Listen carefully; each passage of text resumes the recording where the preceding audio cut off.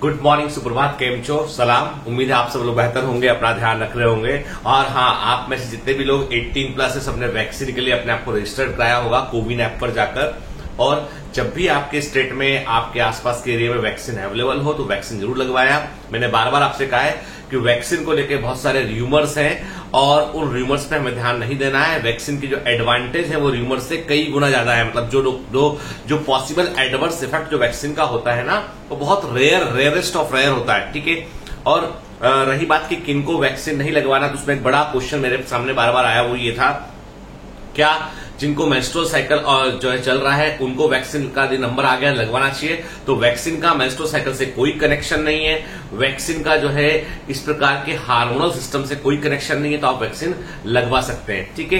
केवल उन लोगों को वैक्सीन को लेकर थोड़ा सा अलर्ट रखना है जो लोग ऑलरेडी जो है एंटी कोगुलेंट्स खा रहे हैं, जिनको जो है कोई कार्डियक प्रॉब्लम होने के कारण, जिनको डॉक्टर ने जो है वो कभी ऐसा बताया है कि भाई कि आपका डी डाइमर का लेवल ऊपर है, आपका ब्लड क्लॉटिंग का समस्या हो सकता है, इसलिए आप ये खून पतला करने वाली दवा खाइए। तो ऐसे लोगों को अपने डॉक्टर से सलाह लेने के बाद ही वैक्सीन लगवाना है। और उसमें भी जो है जब वैक्सीन लगाने को मनाही बिल्कुल नहीं है, उसमें भी आपके पास यदि चॉइस है तो गो फॉर दी कोवैक्सीन पे जाइए। वहां पे जो है वो ब्लड क्लॉटिंग का बिल्कुल भी समस्या नहीं है। रेयरेस्ट ऑफ रेयर इवेंट है कोविशील्ड में वो, ठीक है ना, क्लियर।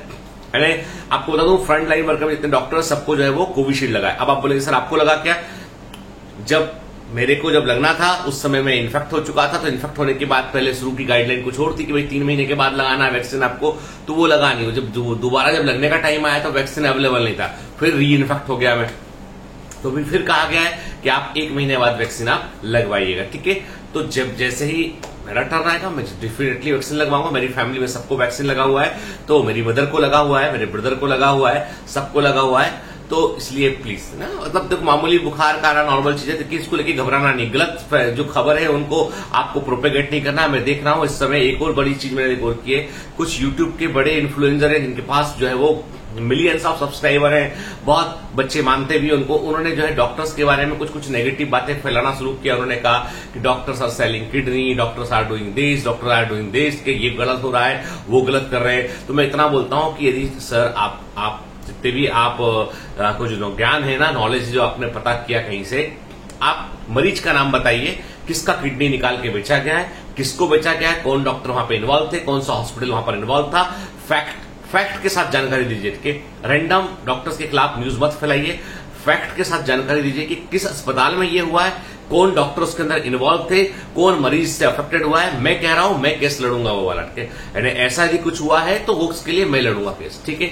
लेकिन ये गलत खबर, क्योंकि मैंने अपने मुंबई के टॉप डॉक्टर्स का पूरा टीम है, मैं इंडियन मेडिकल एसोसिएशन में कई डॉक्टर्स हैं, उसमें जो बीएमसी के अंदर तमाम जगह पर जो है वो बड़े बड़े पोस्ट पर है। Even I know this few of this health secretaries in India, ठीक है। मैं टॉप के डॉक्टर्स को, टॉप के ब्यूरोक्रेट्स को जानता हूं, और मैंने ये खबर की तस्दीक की। मैंने कहीं ऐसा नहीं हुआ, एक भी जगह ऐसा नहीं हुआ, सब ये गलत खबर है। तो डॉक्टर्स बेचारे जो अपनी जान को खतरे में डालकर दिन और रात काम कर रहे हैं आपके लिए, आपको पता है पीपी किट पहनने के बाद कैसा लगता है, आपको पता है कि डॉक्टर उतना करने के बावजूद डॉक्टर री इन्फेक्ट कराते हैं। मैं री इन्फेक्ट हुआ कि नहीं हुआ, ठीक है, मुझे क्या जरूरत थी किसी को देखने की। तो दिन और रात डॉक्टर्स, नर्सेज, वार्ड बॉय, जो भी लोग हैं काम कर रहे हैं। ये बात अलग है कि आपका मूलभूत हेल्थ का इंफ्रास्ट्रक्चर ही कमजोर है, तो बेचारे वो इंसान क्या करें, वो ऑक्सीजन नहीं होगी तो क्या अपने मुंह से ऑक्सीजन निकाल कर लगा देंगे मरीज में, कहां से लगा देंगे उठ के।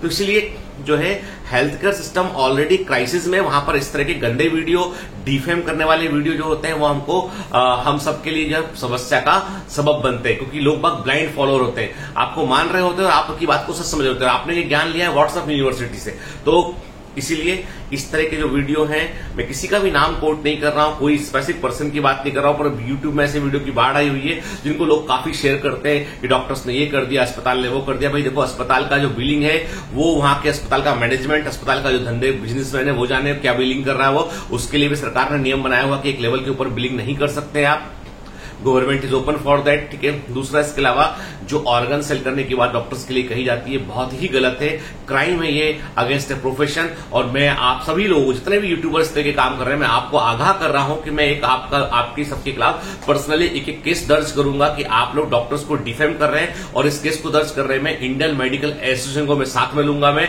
और मेडिकल बॉडी साथ में लूंगा मैं, और केस दर्ज करूंगा, क्योंकि ये चीजें गलत है।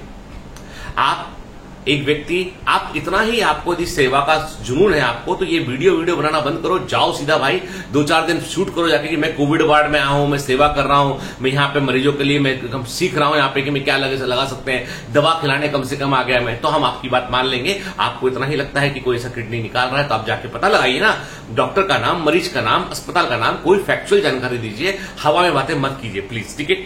क्योंकि मेडिकल प्रोफेशन बहुत सेंसिटिव प्रोफेशन है। मैंने ये भी देखा कुछ लोग ऐसे जो डॉक्टर्स मेडिकल के लिए पढ़ा रहे हैं और वो मेडिकल प्रोफेशन को डिफेम कर रहे हैं। जब आपका यकीन ही नहीं है उस प्रोफेशन में तो you can not teach that profession. याद रखिएगा, ठीक है? डॉक्टर्स के बारे में कहना बहुत आसान है, डॉक्टर की जिंदगी एक दिन जीना बहुत कठिन है।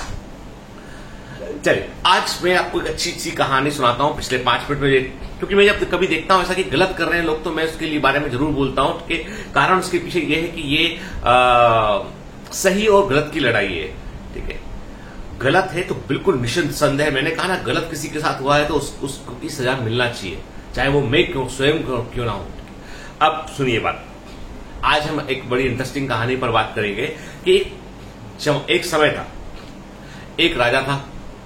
वो राजा तो कैसा था कि उसके बारे में कोई कुछ बोल दे, गलत बोल दे, कोई गलत बात करे तो वो किसी को सजाए मौत दे दिया करता था वो, कि भैया मेरे बारे में तुमने बोला है तब तुम्हारे जिंदा रहने का अधिकार नहीं है। एक बार पता नहीं कुछ घटना घटी होती है, कुछ हो गया होता है, तो वो दो लड़के होते हैं, 2 लोग होते हैं, उनको वो सजाए मौत दे देता है वो, कि भाई तुमको दोनों को मौत की सजा दी राजा ने। और राजा बोलता भाई इनको एक काम करना, कल सुबह जो है इनको लेके आना, इनको जो है वो फांसी लगा देंगे इन लोगों को, और मैं भी वहां मौजूद रहूंगा। दोनों लड़के घबराए आते। जब अगले दिन फांसी की बारी आती है तो एक लड़का बोलता है उनमें से कि राजा, आपको शायद मेरे बारे में पता नहीं होगा पर मैं आपको बता दूं, मेरे में एक हुनर है। राजा बोलता क्या हुनर है? बोलता यदि आप मुझे 1 वर्ष का वक्त देंगे तो मैं आपके घोड़े को उड़ना सिखा दूंगा। राजा ने कहा घोड़ा थोड़ी ना उड़ता। उसने कहा नहीं साहब, मेरे को वो विद्या आती है, आपका घोड़ा उड़ने लगेगा, फिर कभी कोई युद्ध होगा, कभी कोई जो है वो संकट आएगा तो अपना घोड़ा लेके आप उड़ सकते हैं, और आपका घोड़ा मैं उड़ा सकता हूं, मुझे आता है, ये रेयर विद्या है, मैंने अरब में कहीं सीखी थी। राजा को लगता है कि यार मतलब घोड़ा उड़ने लगा तो मैं तो बड़ा बहादुर राजा बन जाऊंगा, यहां से उड़ के वहां पहुंच गया, अभी तो दौड़ाना पड़ता है, तिबड़िक तिबड़िक तिबड़िक तिबड़िक, फिर उड़े करेगा, टाइम करके ऊपर उड़ जाया करेगा। तो राजा ने कहा कि ठीक है भैया, उसको हटा, इसको मत दो फांसी, 1 साल बाद देंगे इसको, ये घोड़ा उड़ाना सिखाएगा अभी। तो दूसरा दोस्त बोलता है भाई क्या तुम सिर्फ मौत को 1 साल के लिए टाल रहे हो, घोड़ा क्या उड़ता है? घोड़ा कैसे उड़ेगा बताओ? कैसी बातें करो, धीरे धीरे बात करना होगा, घोड़ा कैसे उड़ेगा? हाँ, क्यों झूठ बोल रहा है इनसे, ये तो 1 साल बाद टांग देंगे तेरे को। तो बोलता देख भाई ऐसा है, मैंने 1 वर्ष का वक्त लिया इस राजा से, क्यों? हो सकता है अगले 1 साल में ये राजा किसी युद्ध में मर जाए तो समस्या खत्म हो गई पूरी है, भाई बाद का राजा आएगा वो थोड़ा सन की होगा। हो सकता है कि ये राजा 1 साल में मर जाए, या 1 साल में कोई बीमारी मेरे को जाए, मैं खत्म हो जाऊं, तो ये फांसी वासी से अच्छा है नेचुरली कुछ हो गया।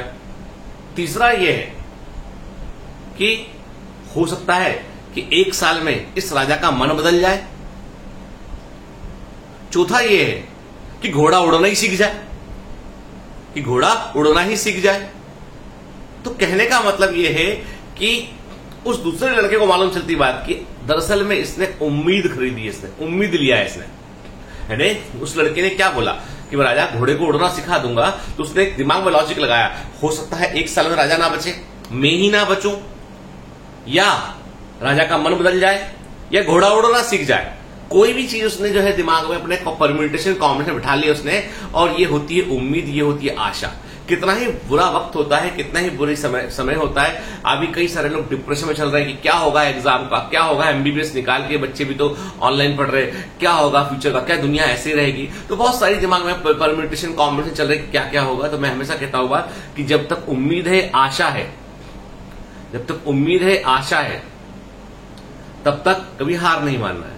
वक्त ही तो मांगा है हमने कहा है कुछ वक्त हम घरों के अंदर गुजारते हैं, कुछ वक्त हम लोग जो है अपने आप को सेल्फ लॉकडाउन, मी अंडर लॉकडाउन में गुजारते हैं, कुछ वक्त हम जो है वो लोगों से, अपनों से दूर रहते हैं भी, कि जो हमारे रिलेटिव हैं, दोस्त हैं, उनसे दूर रहते हैं, मैं नहीं मिलेंगे भी कुछ दिनों के लिए।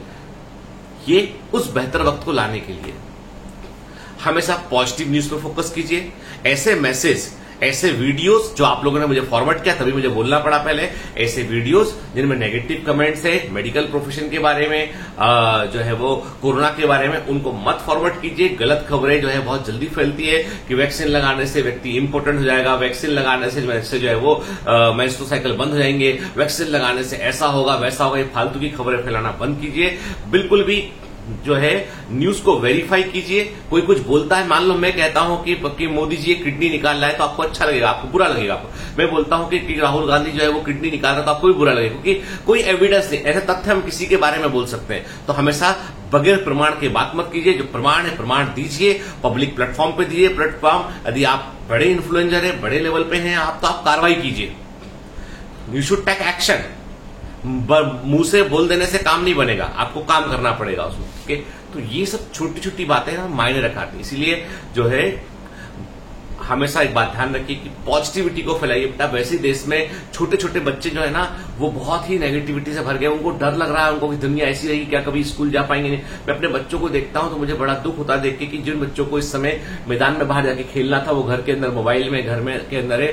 जिनको स्कूल जाना था, लोगों से सोशलाइज करना था, वो सोशल डिस्टेंसिंग फॉलो कर रहे हैं। तो बहुत बुरा वक्त दुनिया के लिए चल रहा है, लेकिन ये वक्त भी निकल जाएगा। हमें सबको हिम्मत रखना है। और प्लीज मेरा आप सबसे आग्रह है कि ऐसे सभी वीडियो जिनमें डॉक्टर को डिफेम किया जा रहा है, जिनमें कि डॉक्टर्स के बारे में नेगेटिव कुछ कहा जा रहा है, उनको प्लीज आप फॉरवर्ड मत कीजिए। कारण यह है कि आप सिर्फ एक दिन जाके किसी डॉक्टर की लाइफ देख लीजिए, कैसे वो काम करते वो देख लीजिए, आपको खुद यकीन हो जाएगा, खुद ब खुद। ये जरूर है इतने बढ़ते हुए प्रेशर चलते डॉक्टर्स कई बार जो है कोई सरकारी अस्पताल के डॉक्टर रूडली बात कर लेंगे, लेकिन इसका मतलब ये नहीं कि वो किडनी बेच देंगे। ठीक है, इसका मतलब ये नहीं कि किसी की हत्या कर सकते हो।